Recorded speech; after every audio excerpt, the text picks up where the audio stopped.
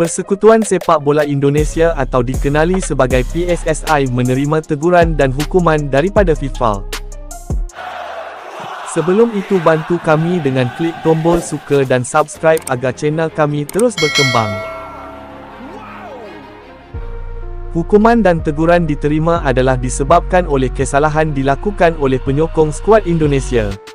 Perbuatan yang dimaksudkan adalah cemohan berbau diskriminasi ditujukan kepada pasukan kebangsaan Bahrain. Hukuman ke atas PSSI tersebut bertujuan untuk memberikan kesedaran kepada penyokong skuad Garuda agar tidak mengulangi kesalahan tersebut. Sekiranya kesalahan yang sama berlaku berkemungkinan mampu merencat dan menjejaskan lagi laluan Indonesia ke Piala Dunia 2026. Ahli Jawatan Kuasa Eksekutif PSSI iaitu Arya Sinulinga berkata, PSSI dihukum berdasarkan surat bernombor FDD 23338 merujuk kepada perkara 15 Kod Tata Tertib FIFA mengenai diskriminasi. PSSI telah menerima surat tersebut pada Sabtu 10 Mei 2025.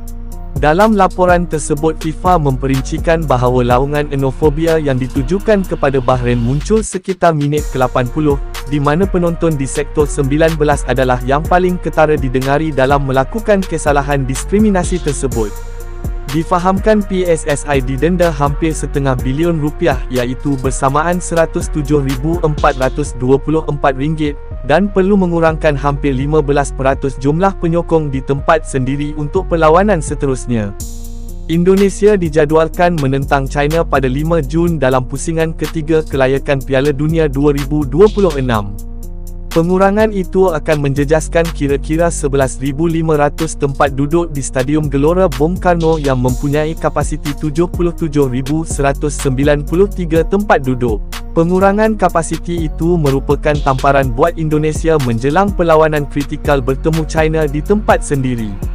China kini menduduki tangga terbawah kumpulan C dengan 6 mata, hanya ketinggalan 3 mata di belakang Indonesia di tempat keempat.